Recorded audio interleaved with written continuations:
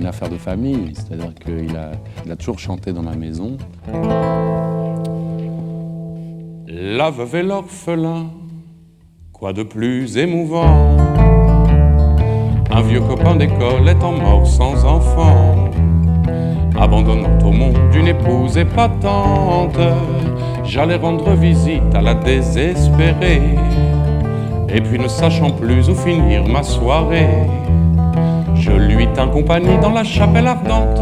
Georges et moi, parce que y a Georges, il y a moi, et puis il y a le monde qui nous sépare, les époques qui nous séparent, les choses qui nous rapprochent, enfin bref, un lien intime avec quelqu'un dont j'ai déjà dit qu'il a été un de mes précepteurs,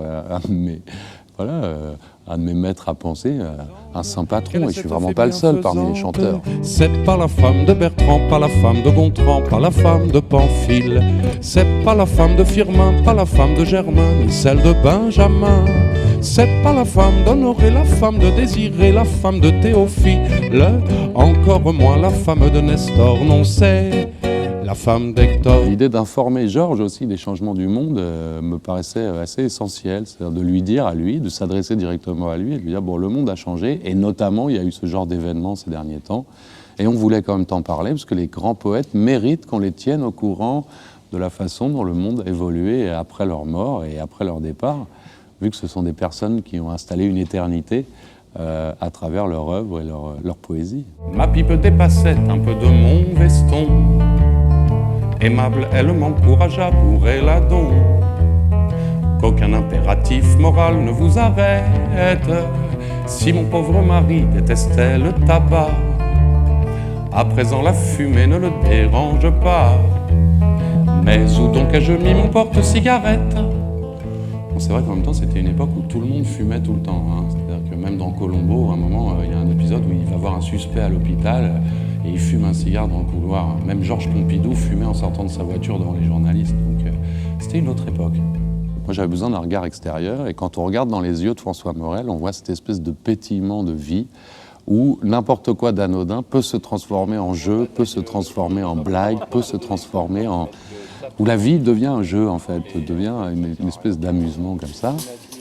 C'est juste l'accompagner pour faire un spectacle qui est à la fois un hommage à Georges Brassens, c'est aussi un hommage un peu moqueur, un peu farceur, en imaginant qu'il n'y a que des Georges Brassens dans la salle et qu'on explique un peu comment le monde a évolué depuis qu'il nous a quittés. C'est une espèce de rêverie poétique et rigolote autour des merveilleuses chansons de Brassens. Et c'est donc grâce à toi que mes parents ont été aussi cool avec moi. Cool, c'est un mot que nous employons assez fréquemment aujourd'hui pour remplacer tous les autres mots comme c'est bien, c'est beau, c'est bon, c'est enthousiasmant, c'est chic, c'est chouette, c'est classe. Il y a un autre mot aussi que nous employons aussi très fréquemment pour remplacer j'aime, j'apprécie, oh là là, je jouis, c'est je kiffe.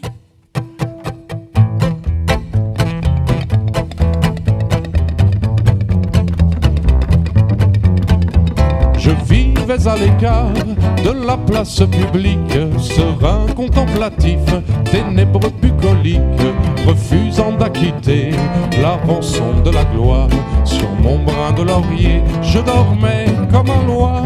Les gens de bon conseil ont su me faire comprendre qu'à l'homme de la rue, j'avais des comptes à rendre et que sous peine de choix, dans un oubli complet, je devais mettre au grand jour tous mes petits secrets.